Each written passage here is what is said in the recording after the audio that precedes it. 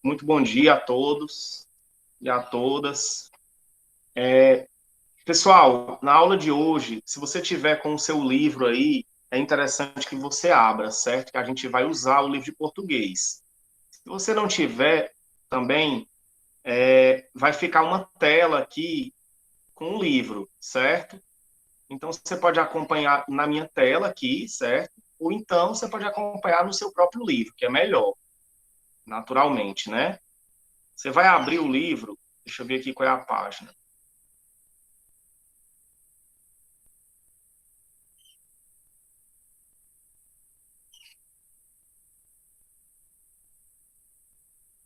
Você vai abrir seu livro na página 16, certo? Você vai abrir seu livro aí na página 16, ok?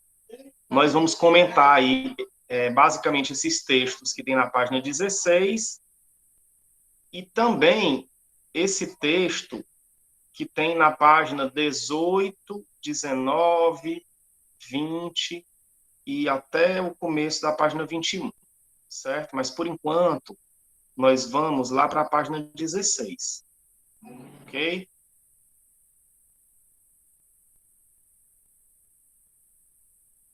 Então, são esses textos aqui lá na página 16. Se você tiver com o seu livro, é interessante que você abra aí, certo?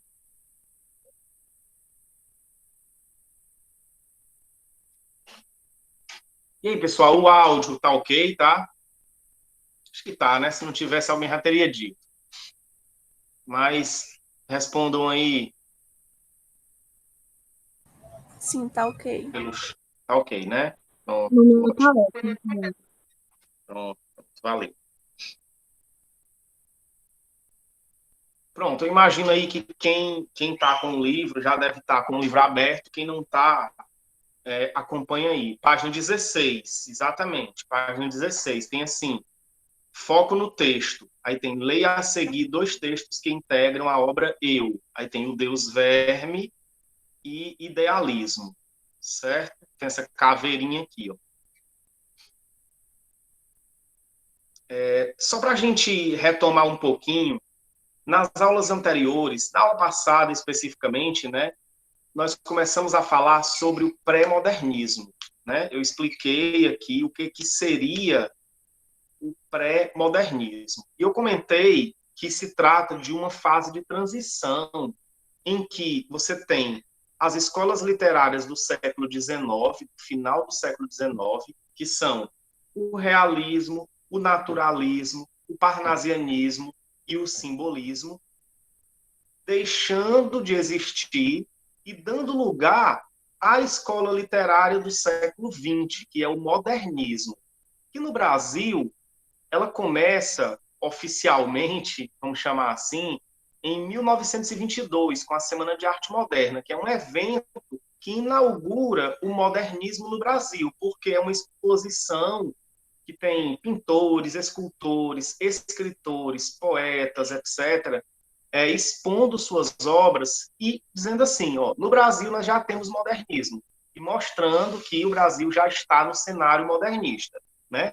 Então aí começa o modernismo. Só que essa fasezinha aí, esse períodozinho aí, que vai lá do finalzinho do século XIX, 1890 e muito, até 1922, você tem uma mistura. Alguns autores já antecipando características do modernismo, porém, com algumas características que são ainda da literatura do século XIX, mais especificamente realistas, naturalistas, parnasianistas e simbolistas, certo?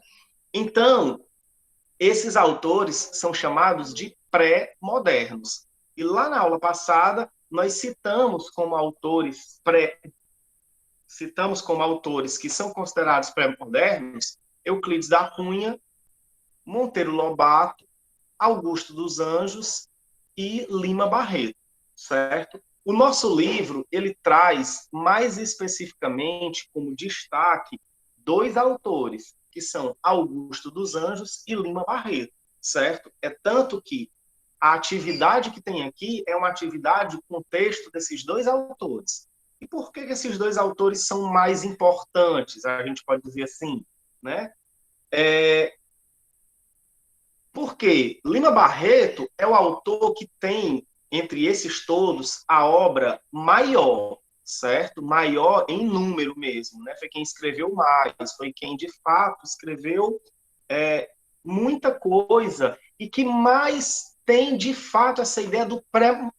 que mais tem essa ideia de que é um pré-moderno, certo? Porque ele é um autor que já antecipa muita coisa do modernismo, né? Então, ele é o autor mais importante, eu posso dizer assim, entre esses.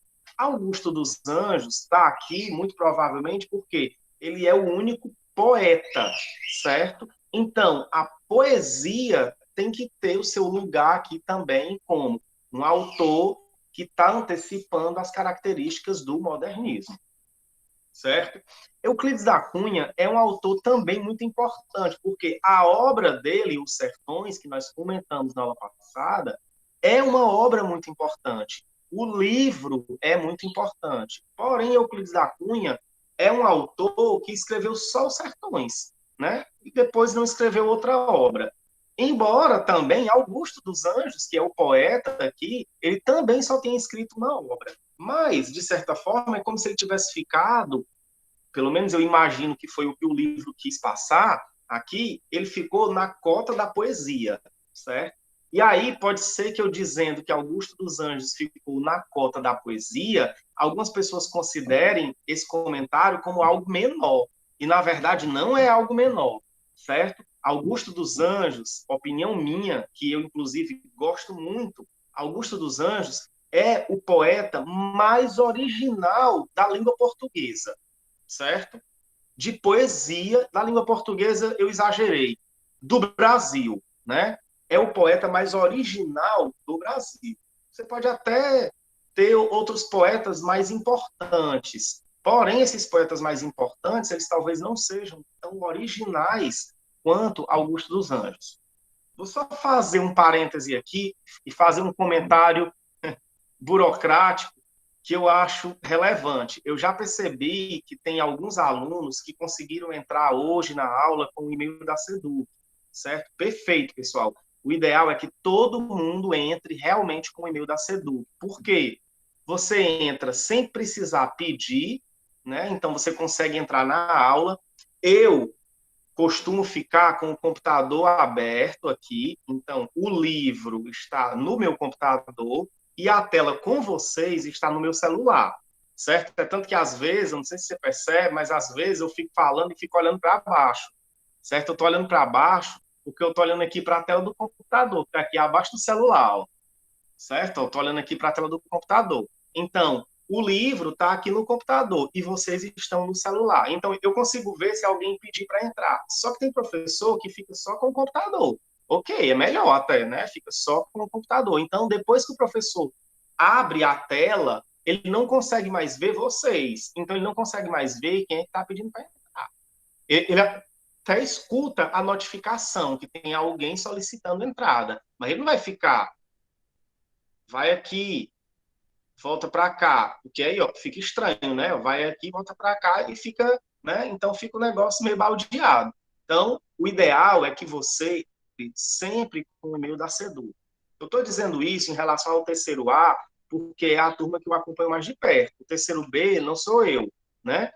Então, se você é do terceiro A e você não tem ainda acesso, ou você perdeu o acesso, porque eu acho que eu dei acesso a quase todo mundo.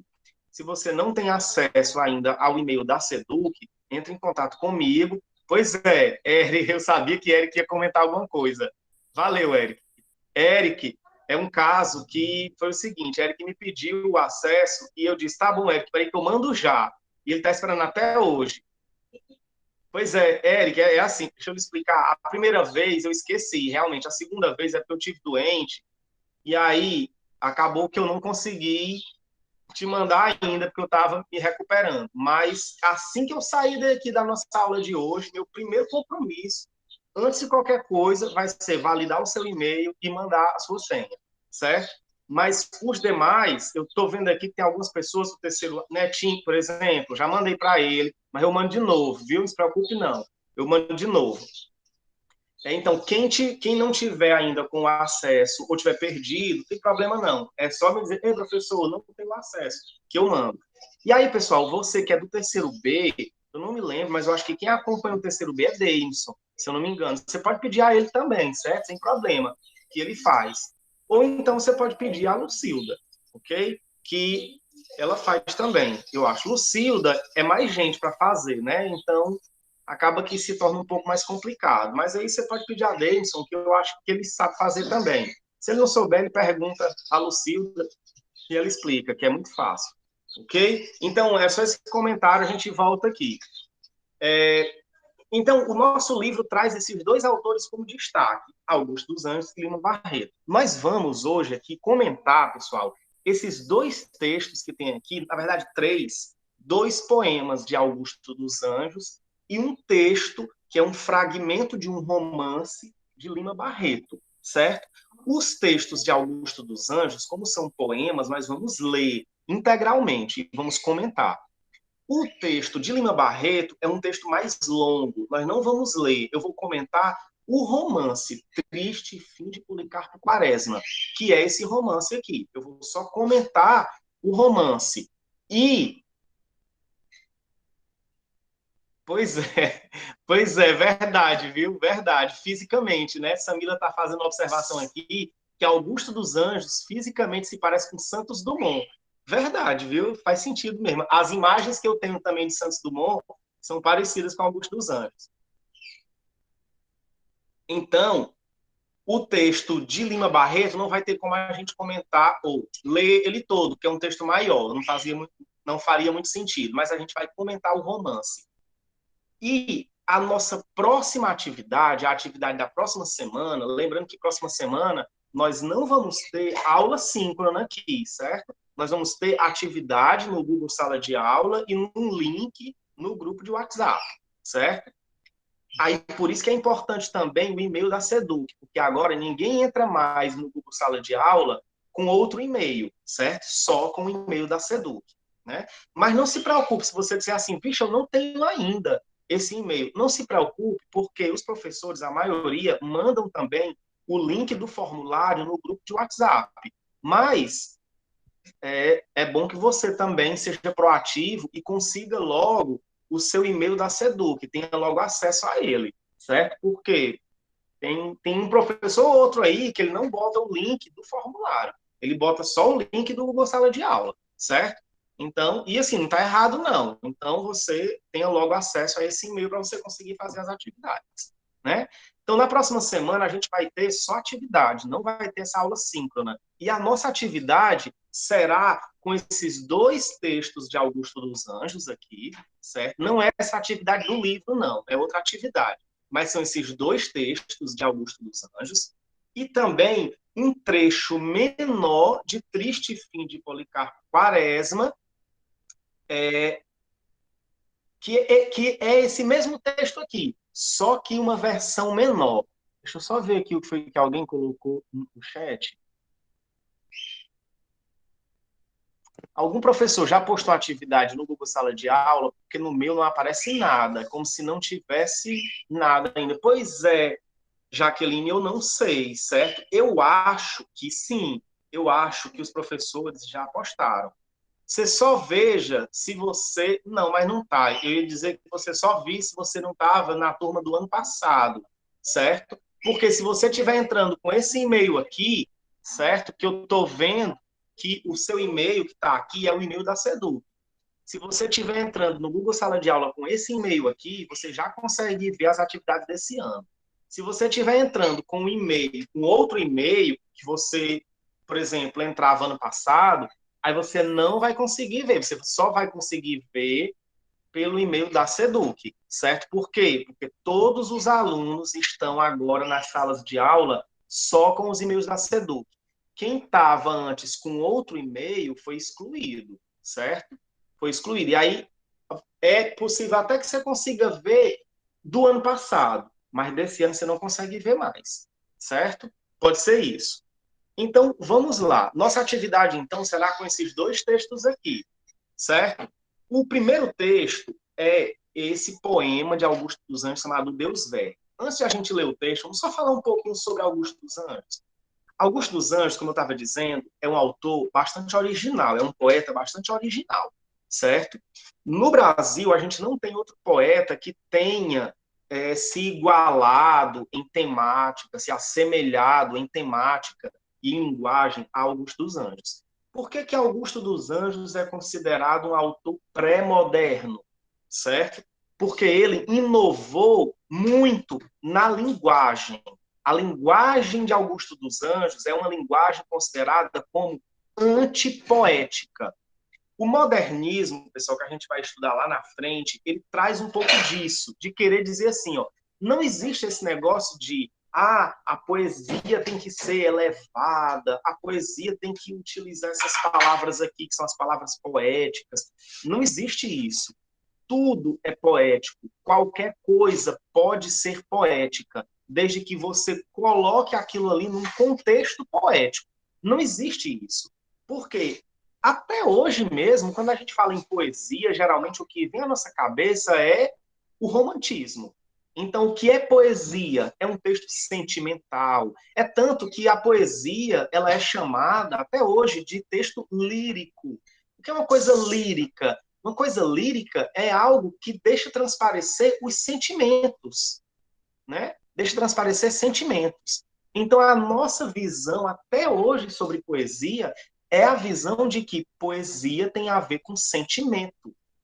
Augusto dos Anjos vai derrubar isso completamente, certo? E vai dizer assim: a poesia não precisa ser sobre sentimentos. A poesia pode ser, por exemplo, sobre o apodrecimento de um cadáver. Aí você olha e diz: meu Deus do céu, eu não acredito, não. Como é a história aí, professor? Isso. A poesia pode ser sobre o apodrecimento de um cadáver. Augusto dos Anjos escreve sobre o apodrecimento dos cadáveres. Minha Nossa Senhora do Céu, esse homem é doido. Pois é, exatamente, eu também acho. Professor, É, diz. professor, desculpa trabalhar. Vou falar besteira, mas professor, eu tô com medo, professor. Não repete a frase várias Com vezes, não. medo. Tá com medo de Augusto dos Anjos? É um bom começo, é um bom começo. Você fica com Eu tô medo e com depois você vai medo. procurar e vai ver. Eu tô Ah, com tá com medo. medo? Meu Deus E do o céu, professor está pior. repetindo a frase várias vezes.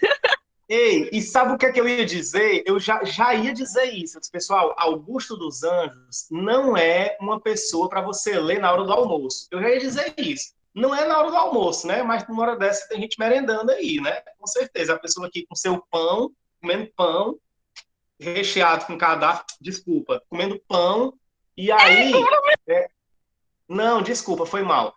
E aí, lê um negócio desse. Mas aí, pessoal, é isso. Augusto dos Anjos é como se ele fosse uma espécie de poeta cientista, certo? Poeta cientista. Então, ele é muito influenciado pela ciência, extremamente influenciado pela ciência. Augusto dos Anjos é racionalismo puro, certo? Então, o sentimento em Augusto dos Anjos entra muito pouco. Pois é, aí, Raíssa, vai comer pão recheado com cadáver. Não, não, relaxa, Raíssa, relaxa. Relaxa que o texto aqui é bem tranquilo, certo? Muito tranquilo. Almoça a podridão das drupas agras. Aí, é bem tranquilo. Então, pessoal, a primeira coisa, você vai pegar um poema de Augusto dos Anjos e a primeira sensação que você vai ter é de susto, certo? O primeiro grande susto é a linguagem. A linguagem de Augusto dos Anjos é muito diferente do que a gente está acostumado com a poesia. Muito diferente. É um autor que não tem nenhuma preocupação com esse negócio de dizer assim, não, vou usar aqui as palavras mais simples para a galera entender. Não tem. Felizmente ou infelizmente, Augusto dos Anjos não tem essa preocupação. Pelo contrário, Augusto dos Anjos utiliza muitos termos científicos, muitos termos, principalmente da biologia, certo? Muitos termos mesmo. Então, usa termos técnicos, certo? Que são típicos da biologia, específicos, né? É isso. É Augusto dos Anjos. Essa foi a grande inovação dele. Tanto essa inovação na temática, trazer um tema diferente. Ok, Tainara. Acontece. Tanto inovação na temática, né? Então ele traz temas muito diferentes. Olha só, você falar sobre o Deus Verme, você falar sobre o verme aqui, pessoal, é o tapuru. É o mais famoso tapuru, certo? Então, você falar sobre os tapurus, pelo amor de Deus, né? Pelo amor de Deus, isso não é comum na literatura, né? Não é nem um pouco comum, certo?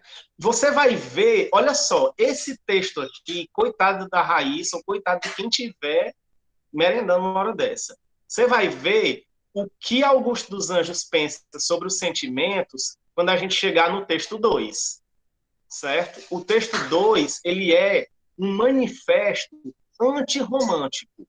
Tudo aquilo que a gente falou sobre o romantismo, né, na revisão, é por isso que foi importante a gente revisar romantismo, realismo, naturalismo, parnasianismo, certo? E aí eu vou falar um pouco sobre simbolismo hoje. É por isso que foi importante, porque isso aqui, esse texto 2 aqui, ele é totalmente antirromântico, né? E a ideia era essa mesmo. Augusto dos Anjos é racionalista. Então, o racionalista ele não vai ser romântico, porque o racionalista é o contrário, vamos dizer assim, do idealista, né? Então, o título do texto, inclusive, é Idealismo. Não porque ele é idealista, mas porque ele vai criticar o idealismo, certo? Vamos voltar aqui, então, para o texto que Raíssa adora, que é o Deus Verne, certo? Vamos começar a ler. Raíssa, se você quiser, bote no mudo aí, viu? Olha só o que ele diz aqui. Fator universal do transformismo, filho da teleológica matéria. Na superabundância ou na miséria, verme é o seu nome obscuro de batismo. Jamais emprega o acérrimo exorcismo em sua diária ocupação funérea e vive em contubérnio com a bactéria, livre das roupas do antropomorfismo. Almoça a podridão das drupas agras, janta hidrópicos, rói vísceras magras, e dos defuntos novos incha a mão. Ah, para ele é que a carne podre fica, e no inventário da matéria rica cabe aos seus filhos a maior porção. Pode ser que... Ó, pessoal, não é só vocês que estão merendando, não, viu? Aqui em casa tem gente merendando também, querendo golfar, viu? Então, relaxa. Então, olha só, pode ser que você olhe e diga assim, professor, tem um monte de palavra aqui que eu não sei o significado. Meu Deus do céu. Transformismo, teleológica, acérrimo, funérea é relativa à morte, contubérnio, O que é antropomorfismo, hidrópico? drupas, agras, hidrópicos. Provavelmente tem uma série de palavras aqui que você não sabe o significado. Como é? O que é hidrópico? Pronto. Eu vou dizer, ó, lá na frente você pode ver que tem um vocabulário, viu? Ó, aqui na frente tem um vocabulário, certo? No vocabulário tem o significado da maioria dessas palavras. Se você tiver com um livro aí, você pode conferir. Se não, eu falo aqui, né? Tipo, o que é acérrimo? É uma coisa muito azeda. Então, acérrimo aqui é no sentido de muito azedo, certo? De coisa estragada mesmo, certo? Muito ácido, mas no sentido de coisa que está estragada, que está apodrecendo, né? Acérrimo nesse sentido. Aí tem aqui o que é agro, antropomorfismo, contubérnio, certo? Hidrópico, o que é hidrópico? Pessoal, relaxa, viu? Mas é bem ceboso.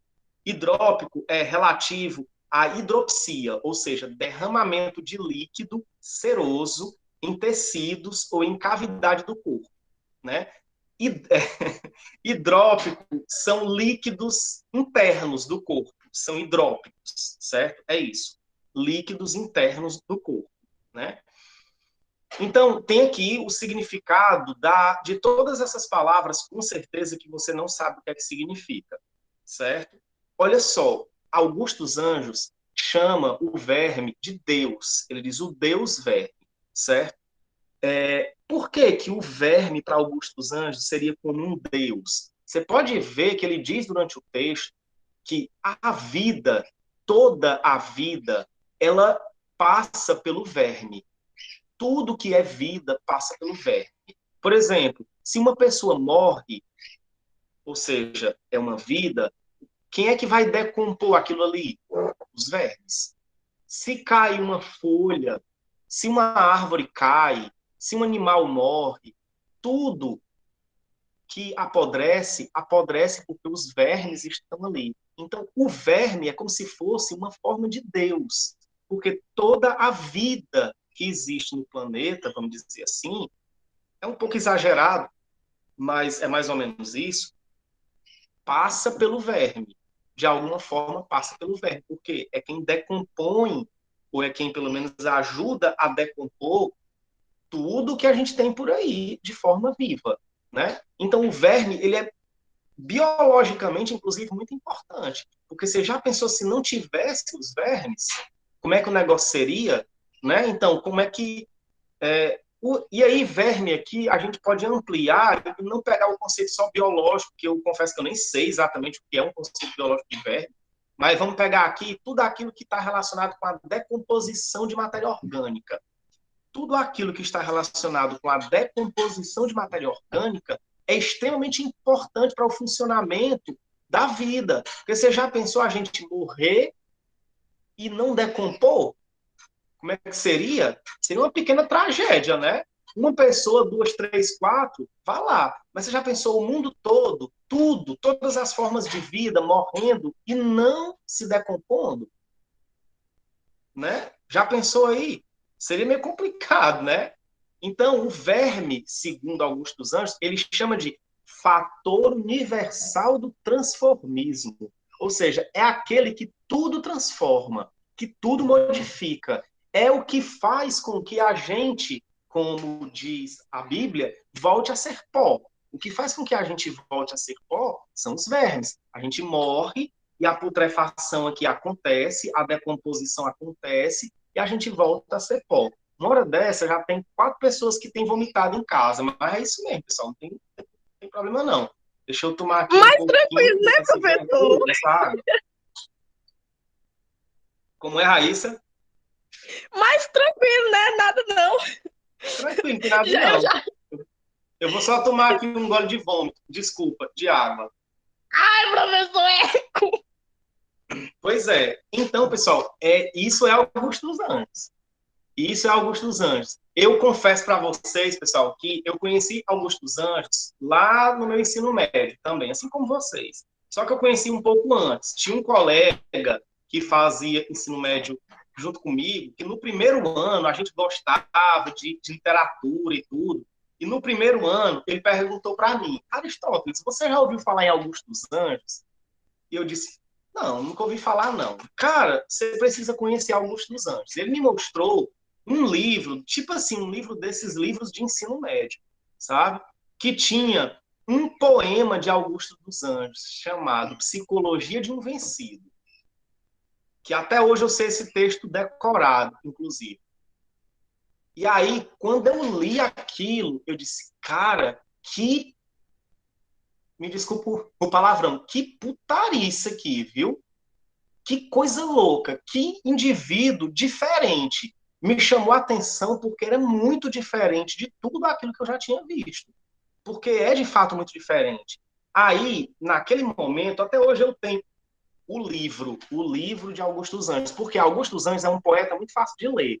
Por quê? Porque ele só publicou um livro, certo? Ele só publicou um livro chamado Eu, em 1914. E aí, depois, algumas pessoas, amigos, conseguiram resgatar alguns textos dele que não tinham sido lançados nesse livro Eu. E aí eles lançaram um outro livro, quando ele já tinha morrido, chamado Eu e Outras Poesias, certo? Que é a obra de Augusto dos Anjos, é só essa. E aí, pessoal, eu confesso para vocês que eu já li esse livro inúmeras vezes, muitas vezes. Houve um tempo, é porque já faz muito tempo que eu não pego assim para ler muito mesmo. Mas ele tem alguns poemas que são poemas bem longos. Eu sabia decorados alguns desses poemas longos dele. Poemas longos, não é um sonetozinho como esse, não. Eram poemas longos, porque eu me afeiçoei, gostei muito de Augusto dos Anjos, muito mesmo, porque me chamou muita atenção o quanto era diferente. Outra coisa, eu, por natureza, por tendência de personalidade, sou uma pessoa mais pessimista, mais realista, assim, sei lá, algumas pessoas podem chamar de, eu acho que é realista, outras pessoas chamam de pessimista, mas enfim, sou um pouco mais pessimista, né? Augusto dos Anjos é terrivelmente pessimista, terrivelmente, né? Augusto dos Anjos sempre está vendo o pior das coisas, vamos dizer assim. Sempre tá, você vai ver aqui no próximo texto. Sempre está vendo o pior das coisas. E aí, com 15 para 16 anos, eu achei isso fantástico, né? Então, gostei muito de Augusto dos Anjos. Vamos aqui para o próximo texto dele. Vamos aqui. Olha só, o próximo texto. Idealismo. Certo? Olha só o que ele diz aqui sobre idealismo. Deixa eu só aumentar aqui um pouquinho, que aí vai ficar melhor se você tiver sem o livro e estiver vendo só a tela. E você pode dar zoom aí também, viu? Dá certo. Olha só o que ele diz aqui. Mais uma vez, pessoal, você vai encontrar palavras aqui que provavelmente você não sabe o significado, mas a gente vai falar. Tem também lá embaixo. E ele fala aqui sobre alguns personagens também. Sardanapalo, Messalina, certo? A gente vai falar também quem são essas pessoas, certo? Olha só o que ele diz sobre o amor e sobre o idealismo. Falas de amor e eu ouço tudo e calo. O amor na humanidade é uma mentira. É. E é por isso que na minha lira de amores fúteis poucas vezes falo. O amor, quando virei por fim a amá-lo? Quando, se o amor que a humanidade inspira é o amor do Sibarita e da Etaíra, de Messalina e de Sardanapalo? Pois é mister que para o amor sagrado o mundo fique imaterializado, alavanca desviada do seu fulcro, e haja só amizade verdadeira de uma caveira para outra caveira, do meu sepulcro para o teu sepulcro. Pessoal, só uma correção. Eu nunca entendi por que nesse livro de português aqui está a palavra futuro, certo? Só que, na verdade, o poema original, isso aqui não é futuro. É tanto que nem rima com sepulcro, né? É fulcro. O que é que significa? Eu não sei se foi um erro de digitação ou se foi eles que acharam, tipo assim, não vou colocar o termo fulcro, não, porque é muito formal, mas que não tem nada a ver, não, porque tem outros termos aqui muito formais. Eu acho que é um erro de digitação do livro mesmo. O que é que significa fulcro? Fulcro é como se fosse algo que sustenta uma coisa, certo? Então ele diz assim, a alavanca desviada do seu fulcro, do seu ponto de sustentação, certo? De novo aqui. Meu Deus do céu, professor, muita palavra desconhecida aqui. Minha Nossa Senhora. Olha só, vamos aqui aos poucos. Sibarita, Etaíra, Messalina e Sardanapalo, que são duas figuras históricas que eu não faço a menor ideia do que quem são. Aí, o que mais aqui? Enfim, eu acho que mais é isso mesmo, né? Que são palavras desconhecidas. Vamos ver aqui o que é Sibarita, o que é Etaíra, certo? Quem foi Sardanapalo e quem foi Messalina, certo? Vamos aqui, ó. Etaíra, na Grécia Antiga, é uma prostituta de luxo. Então, Etaíra é uma prostituta. Ele diz assim, ó, o amor, né? Se o amor na humanidade que a humanidade inspira é o amor do Sibarita e da Etaíra. Ou seja, o amor que existe mesmo, segundo ele está dizendo aqui, na humanidade, é só esse amor carnal, é só esse amor sexual. Isso aí é passageiro, isso aí não é nada, certo? Então ele diz que o amor na humanidade é uma mentira, isso não existe, né? E o que é o Sibarita? Olha só, aqui ele explica também, ó, o livro explica também. Sibarita, aquele que aprecia os prazeres físicos e a preguiça, certo? Como os habitantes de Síbaris, cidade grega antiga. Então, Sibarita é aquela pessoa que que, que gosta dos prazeres, que se entrega aos prazeres. Por exemplo, não gosta de trabalhar, é uma espécie de vagabundo, digamos assim. Ele só curte a vida, mas ele não trabalha, ele não se esforça. É isso. Pois é, olha aí, ó, já tem algo, já, o pessoal já está pegando aí. Eu lembro que toda vida que a gente fala sobre esse texto, o pessoal fica dizendo também, fulano de tal é um sibarita, porque ele diz aqui, né, que aprecia os prazeres físicos e a preguiça, né? Aí já fica chamando os colegas de sibarita, né? Então, pronto, sibarita é essa pessoa que gosta dos prazeres. E Messalina? Messalina, pessoal, é uma imperatriz romana, terceira esposa do imperador Cláudio, conhecida como insaciável sexualmente, mulher de má reputação, certo? Então, Messalina era uma espécie de imperatriz viciada em sexo que tinha na Roma antiga, certo? Então, ele está dizendo aqui que o amor que existe é o amor da Messalina e de Sardanapalo. Quem é Sardanapalo? Segundo a lenda, o último rei da Assíria teria sido devasso, afeminado e glutão, certo? Devasso, acho que vocês sabem o que significa. Uma pessoa que se entrega aos prazeres carnais, assim como Messalina, né? Afeminado, aqui está efeminado, é a mesma coisa, certo? Efeminado, afeminado, é como antigamente as pessoas chamavam as pessoas homossexuais, chamavam de afeminados, certo? E glutão é aquela pessoa que come exageradamente, um guloso, vamos dizer assim, né? Sardanapalo foi o último rei da Assíria. Vocês estudaram no primeiro ano o Império Assírio, com certeza. Não sei se vocês vão lembrar disso, mas era uma sociedade assim bem estranha, né?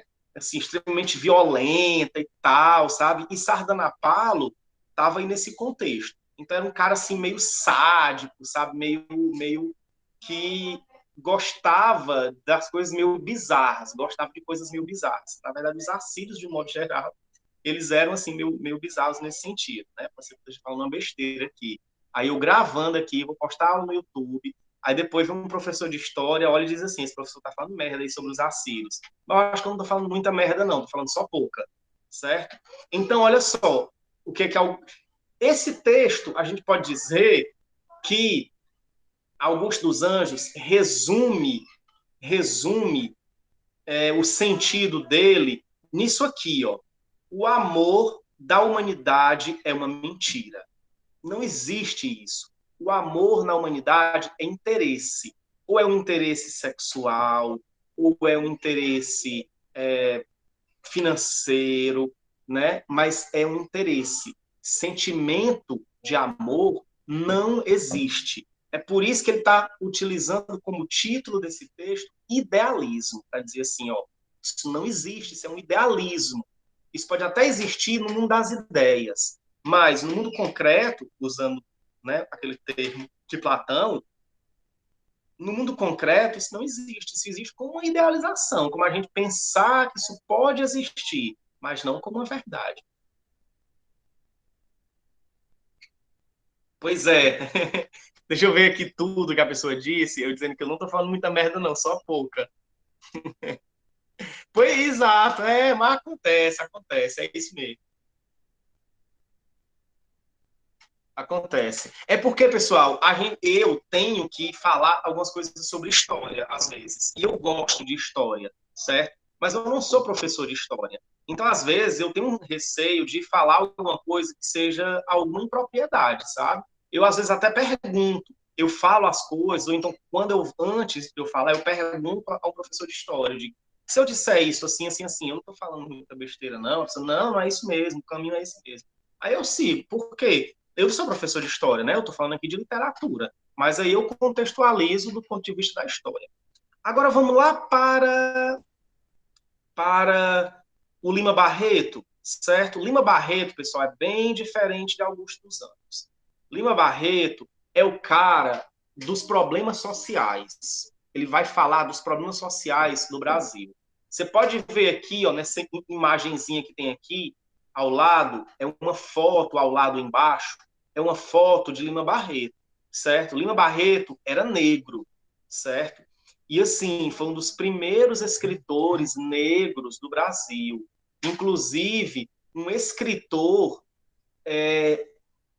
que teve muitos problemas, problemas com alcoolismo, internação por conta disso, foi considerado como louco uma certa época, foi internado em hospital mental, certo? Então, tudo isso tornou Lima Barreto também uma figura histórica meio conturbada, sabe? E aí, é um escritor muito bom, pessoal, muito bacana, assim, para você ler hoje também, porque fala dos problemas sociais do Brasil de uma forma muito concreta, problemas que hoje ainda são nossos problemas, como, por exemplo, desigualdade econômica, socioeconômica, a questão da segregação, o fato de que nas cidades grandes, Lima Barreto é um cara que fala muito do subúrbio do Rio de Janeiro, então, que nas cidades grandes existe o, digamos assim, o território do rico e o território do pobre, né? E o território do pobre, geralmente, é o território da violência, etc. Lima Barreto falou sobre isso lá no começo do século XX, né? As obras dele são de 1900 e pouco, né? São, são, são essas obras. Por exemplo, esse livro aqui, Triste Fim de Policarpo Quaresma, é um livro de 1911.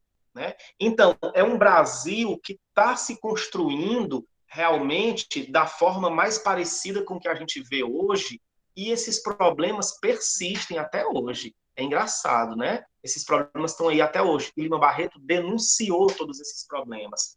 E olha só que treta bacana, Lima Barreto, a gente pode considerar, dentro daquela ideia de que pré-modernismo não é uma escola literária, Lima Barreto é um autor realista, certo? Lima Barreto é claramente um autor realista. Só que Lima Barreto tretava muito com o principal autor realista, que é Machado de Assis. Por que Lima Barreto tretava com ele? Porque Machado de Assis também era negro, assim como Lima Barreto, só que Lima Barreto acusava Machado de Assis de não encampar, digamos assim, a bandeira racial, acusava Machado de Assis de ser um autor que se isentava das questões raciais, tocava pouco nessas questões. Isso é um tema muito polêmico, né? Existem muitos estudiosos atuais de Machado de Assis que não concordam com isso, que acham que ele atuou durante muito tempo na defesa, né? Inclusive, ele era funcionário público, e como funcionário público, ele atuou muito na defesa, né, em relação aos negros, na época. Porém, havia essa treta aqui de Machado de Assis com Lima Barreto. Machado de Assis foi um dos fundadores da Academia Brasileira de Letras.